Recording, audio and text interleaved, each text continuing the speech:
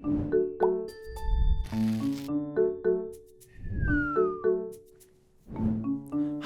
I'm Willem, and it's great to be here again. Have you ever been in a situation where you felt like you were treated unfairly?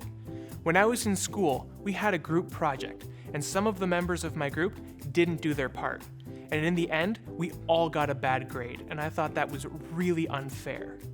When people are being hurt or treated unfairly, they need someone to stand up for them. Let's watch this God story and see Jesus do that.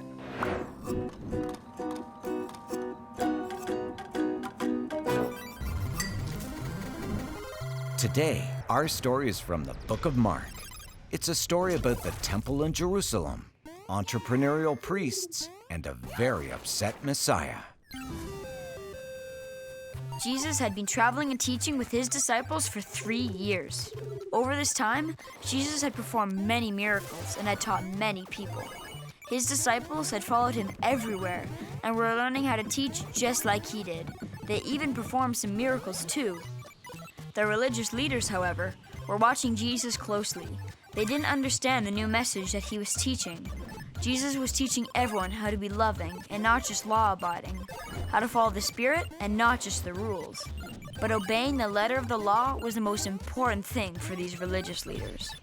Many times, they would ask Jesus difficult questions to see if he would say something that they could use to accuse him and arrest him.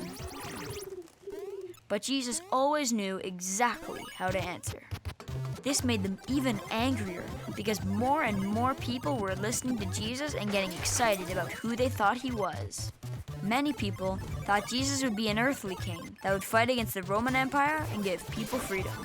One day, as Jesus was making his way into Jerusalem, people lined the road waving palm branches and cheered as if he was a victorious king entering the city. But when he arrived and went to the temple, something happened that would make the religious leaders so angry that they would want to kill him even more. And that leads to today's story from Mark 11, verse 15 to 19. Why were the kids running around their bed? To catch up on sleep.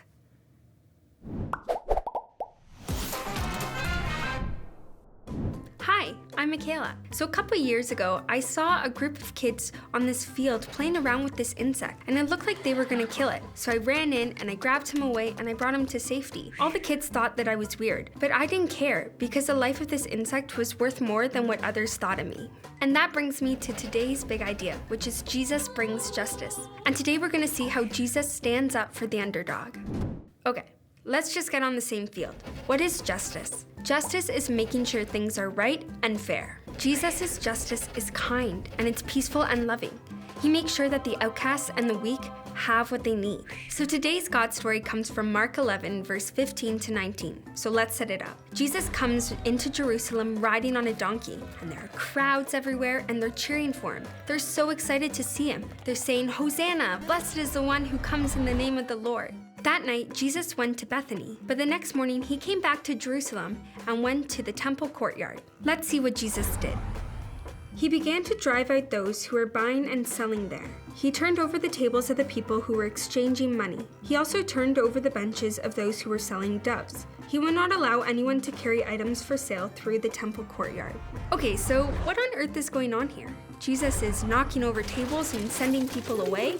Well, here's the thing. People were selling animals for sacrifice. Now, at the time that was okay, but they were selling them in the courtyard, where they were supposed to be selling them out of the courtyard. Selling these animals in the temple courtyard was a problem because it was the only place where people who weren't born as Jews, known as Gentiles, could worship. So imagine all of this money and animal noises and people going in and out. How would you even worship? So Jesus goes in and he sees all of this unfairness, and he wants to make it fair because he wants all people. It doesn't matter where you come from, what you look like, he wants everybody to be able to worship God. So then Jesus cleared out all of the people and all of the things. And he said something that was written a long time ago. He said, "It is written that the Lord said, 'My house will be called a house where people from all nations can pray, but you have made it a den for robbers.'"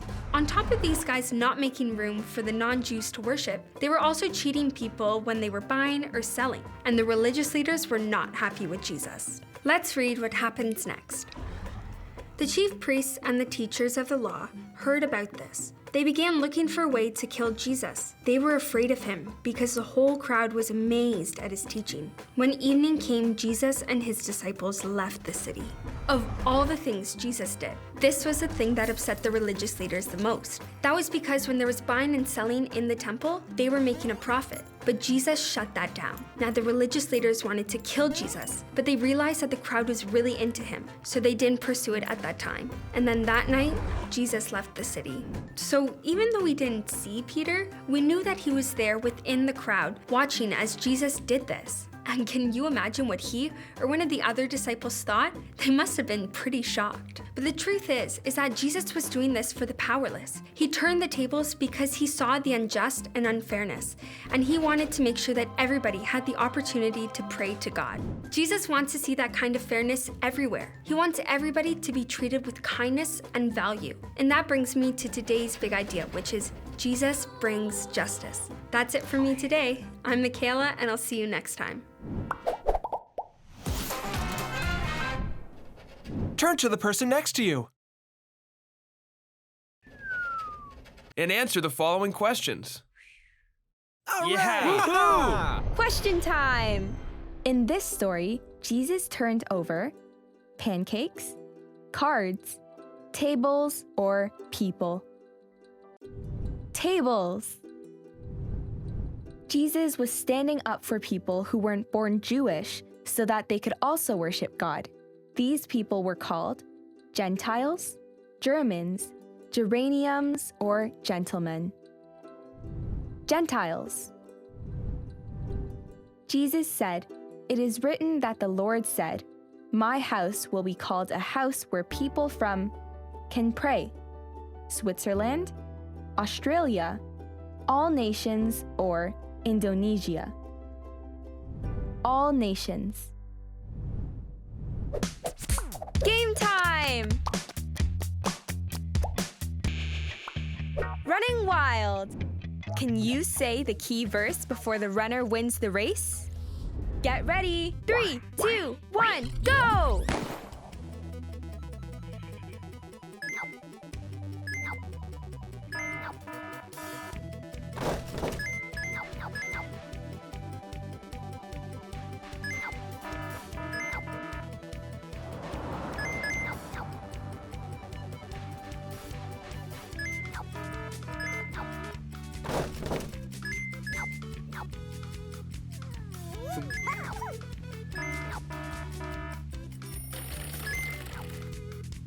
Say it with me. We know what love is because Jesus Christ gave his life for us. 1 John 3, verse 16. Jesus stands up for the people who are outcasts or weak, and he does this in a loving and caring way.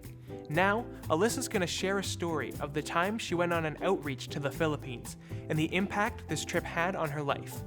Watch this.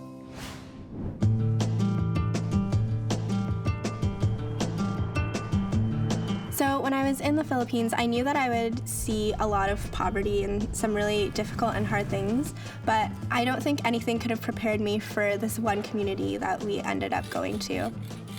In this community, it was a slum community, and it was on a beach. And often when you think of a tropical beach, you think it's like this beautiful, serene, kind of picturesque beach.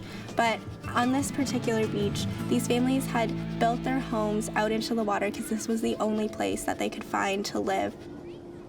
And they built their houses into the water on stilts because if those stilts weren't high enough, then during high tide, their homes would flood. From afar, it kind of looked beautiful in this sort of ironic way that was colorful, but when you got closer, then you could see these like pieced together homes. Yeah, like almost like they were falling apart. Like you could tell that when it rained, there might not be enough protection and things like that. And so you really started to see the heaviness and brokenness of this community.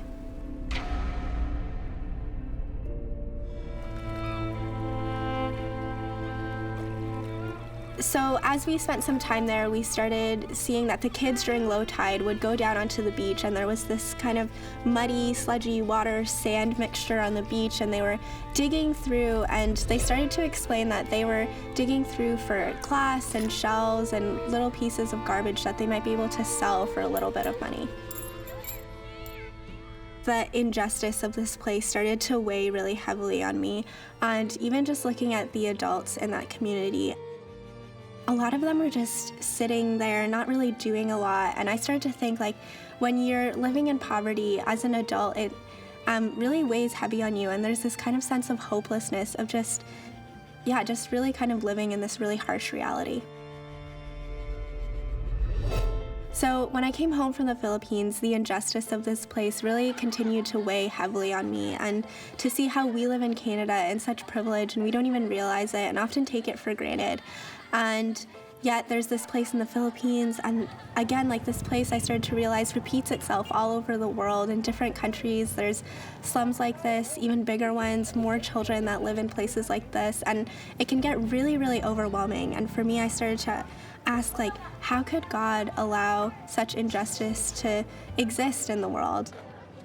I started to reflect on this and understand that this isn't God's heart for the world, that He really desires to see justice in this world, and we see that through Jesus and through God's heart. And so He's inviting us to be a part of bringing justice and restoration in this world. And He's not calling us to save the entire world, because Jesus already did that, but He's calling us to do one thing and to do what we can to partner with Him in bringing justice in this world. And so what I ended up doing is I sponsored a compassion child from that community in the Philippines. And for me, that was a way of just understanding that, hey, I can't save everybody, and that's not what I'm called to do, but I can do one thing, and I can reach out to one child and start to make a difference in that way. I think justice is about realizing that God has put us in so many places and situations and put people in our lives where we might see something and say, that's not fair or that's unjust, and understanding how God is calling us to respond in those moments. And so maybe it's a kid at school who's always by themselves and they're lonely or gets bullied, and being able to step into that situation and show God's justice by being a friend to a classmate. Or maybe it's someone that really struggles with school and you're saying, like, oh, it's so hard for them, and to be able to understand, like, hey, I have something that I can help them with, and to be able to respond in that way. And that's really how we can bring God's justice in our everyday lives, by showing kindness and being loving in our everyday lives. I'm Alyssa, and I try and seek justice in everything that I do. It's heartbreaking to see how some people have to live, but I'm encouraged by what Alyssa said. We don't have to save the whole world, because Jesus already did that. But we are called to do what we can, and we can make a difference one person at a time. Let's break into our small groups and see what this looks like in our stories.